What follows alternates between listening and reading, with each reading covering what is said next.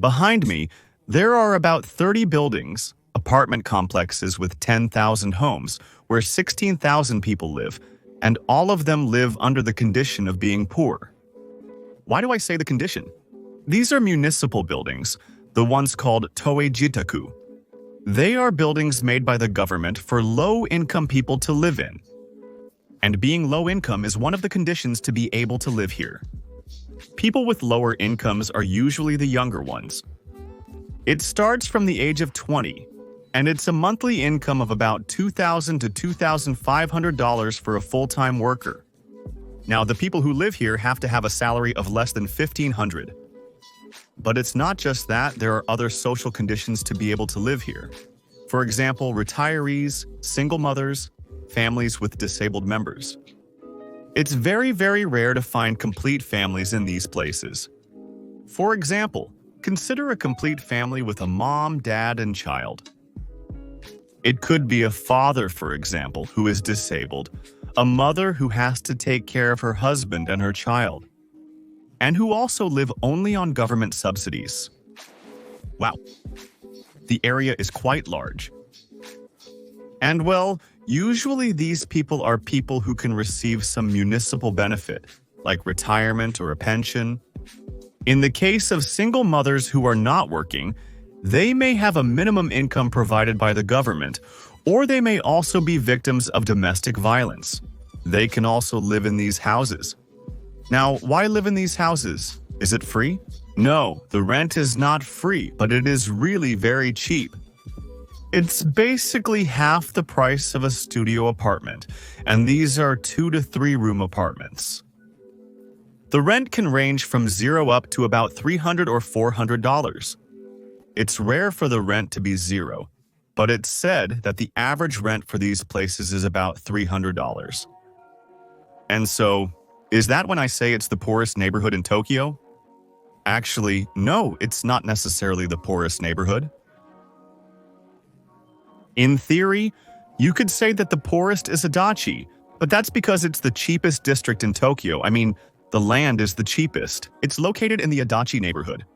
Someone might ask, Chinaka, why don't you go to Adachi, since it's the poorest neighborhood? The answer is very simple. It's simply because Adachi is nothing more than an ordinary neighborhood, a residential neighborhood. The only thing about it is that we won't find big shopping malls there. We won't see the nicest houses you can find in Tokyo. As for safety, let's say that in Adachi, the only thing is that it's said to be easy to have your bicycle stolen. But it's not much more than that, really. I've worked in the Adachi area doing construction. I've been around those neighborhoods. And honestly, it's just an ordinary residential neighborhood, also in the Adachi neighborhood. That doesn't mean there aren't upper-class people there. On the other hand, here, in these 30 buildings that we have here, 16,000 people reside, exceeding the living population. I think that's more than the population of my neighborhood in Argentina. I don't think there are 16,000 people in Barrio Maritimo. And here, it's like people are crowded together, you know? This is the map. The purple ones with a P are parking lots for cars, because you can have a car, there's no problem with that. And the white ones would be the building numbers. This is one building, this is another. In total, there are 29 buildings, not 30, in a large area. All the buildings have a very similar appearance. It's very easy to get lost. The kids say they get lost very easily when they've just moved into a new place. Even though there's a school nearby. And I've also worked in this area, in construction. And honestly, everything is pretty normal. There's really not a hostile environment at all. It's not hostile at all. Most of the people here are elderly, and I saw a lot of elderly people around here. Now, the buildings obviously have something, which is that they don't really have a design, so to speak. And these constructions were exactly what inspired the whole system. These Danchis, as they're called here, this type of housing complex, were inspired by the Soviets. Actually, the construction of these buildings started in 1965, so they've been around for quite a while. The buildings are pretty old. And, well, there's something else I want to share too. By the way, it seems that in the 70s there were some cases of suicides in these buildings. They would go to the highest apartment, jump off, and that made it into the news. And after a couple more suicides, the media started treating it as a famous place where people go to commit suicide.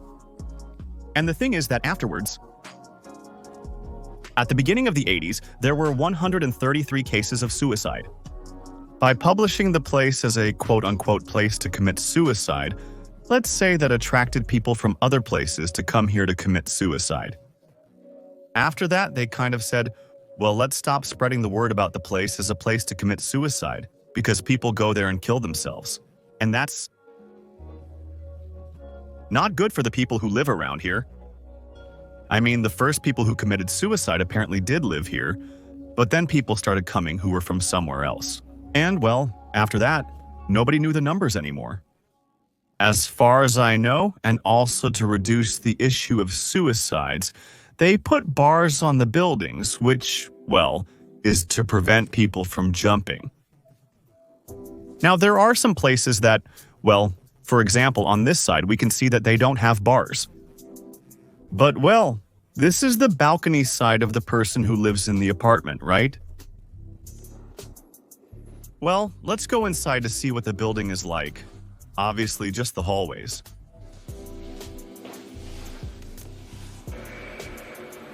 Sorry if the image is shaking a lot. The thing is, I don't want to use the big stabilizer because it might intimidate some neighbors. There are people who leave their bikes on the ground and take them down in the elevator because they're afraid someone might steal them. Everything is barred. This is to stop people from jumping. On that side, since those are the balconies of the houses, there are no bars. Over there, it's all buildings, apartments. It catches my attention that there are bars on the windows of the houses. It's strange. I don't know why that is. Typically, they don't have them. Those who don't care leave their bike here. Others, well, they might keep them indoors. That's great. There's a bathroom I can use, so I don't have to bother anyone by ringing their doorbell. Madam, let me use your toilet. And the area is pretty complete, because I noticed that, well, there's a train station pretty close by. They have supermarkets on the ground floor of some of the apartments that are on the side of the main avenue. There are supermarkets, and what I did notice is that, well, there were about 2 supermarkets that are chain stores, and the prices themselves didn't really change much compared to any other supermarket. I mean, I guess it's because they're chain stores. But there were other markets that looked more like family businesses. And these did have lower prices than what I can get in my neighborhood, for example. But it wasn't half the price. What you could see, things like, for example, in the case of vegetables, like, for example, very small potatoes in quantity. I mean, let's say it would be the selection that people generally don't want.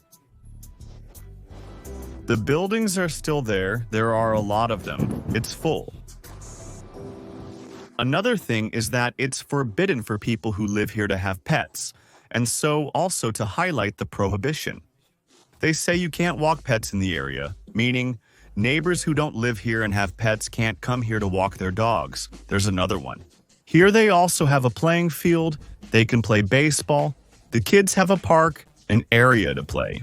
And, well, the buildings on the inside. I don't know what they're like, but from what I saw in photos, I mean, there are renovations. And they look pretty good. I mean, it's not like they're people warehouses. They're pretty decent homes. That's really good. The place also has its community center.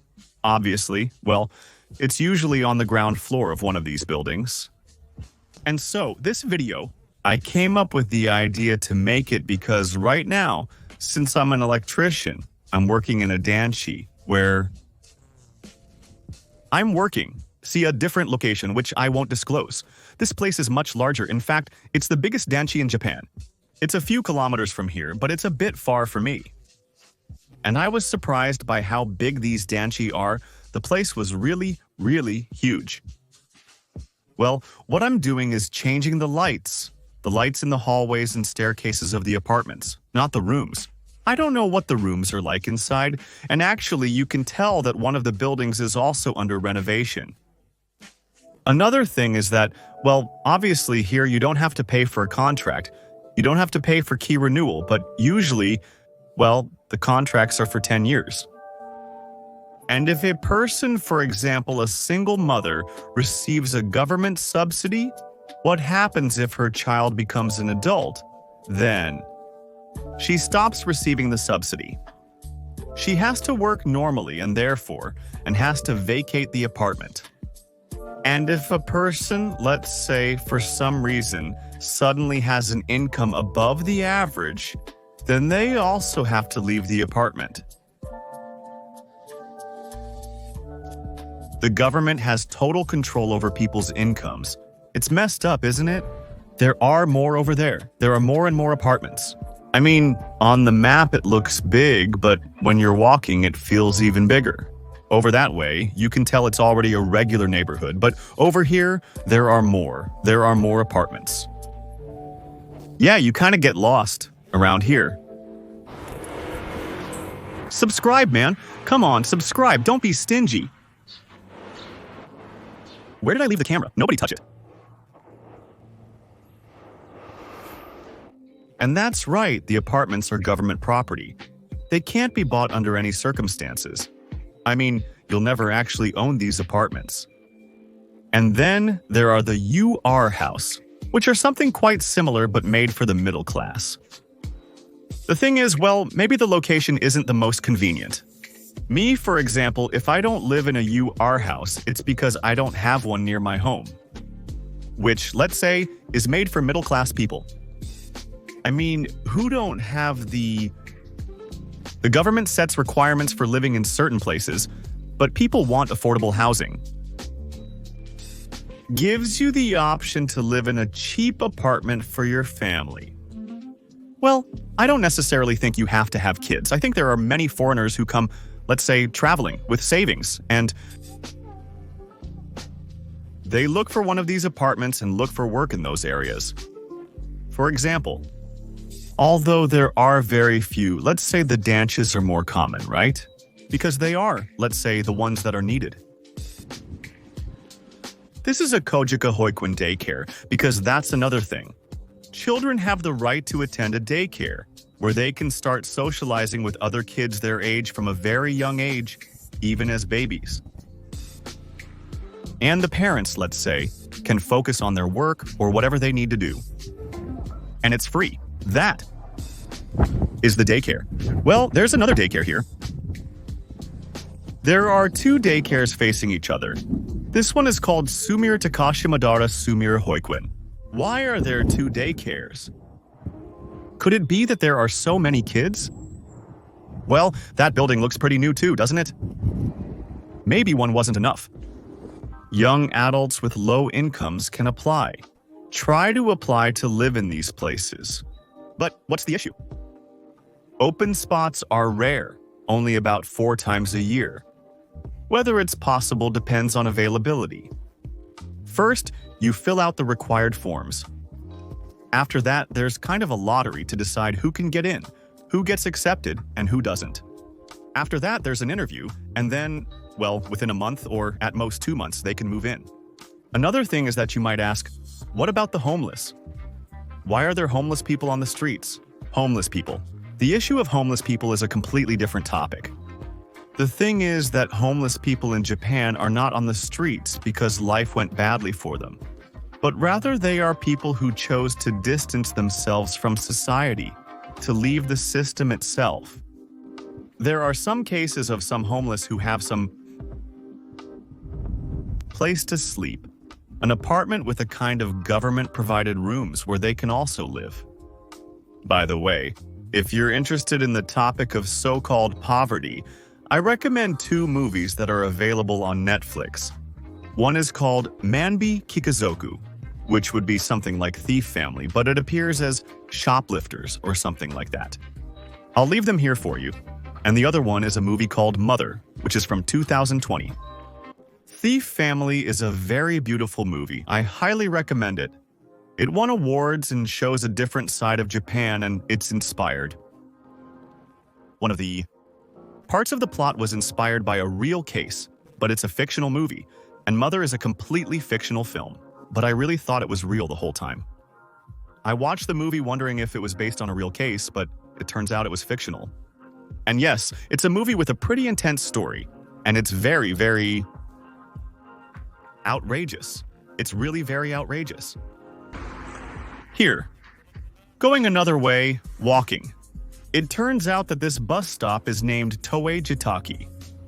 Entrance to the Toei housing complex, meaning the same ones. That is, they weren't just residential houses. There are more around here. That is, the whole neighborhood is full of Danchis. There, for example, these are regular houses. These are people who bought their own land. And this is just an ordinary apartment. That one already has a bit more design. And well, it has its own building name, not a number. But there are still more in the area, even after walking about 10 blocks. There are a lot. I think I know very well where I'm going to eat today. Ramen! Well, friends, I hope you found this video interesting. Leave a like. You can watch the video over here, or maybe the video over here. See you next time. Greetings to you, your family, pets, and your annoying neighbor. Bye.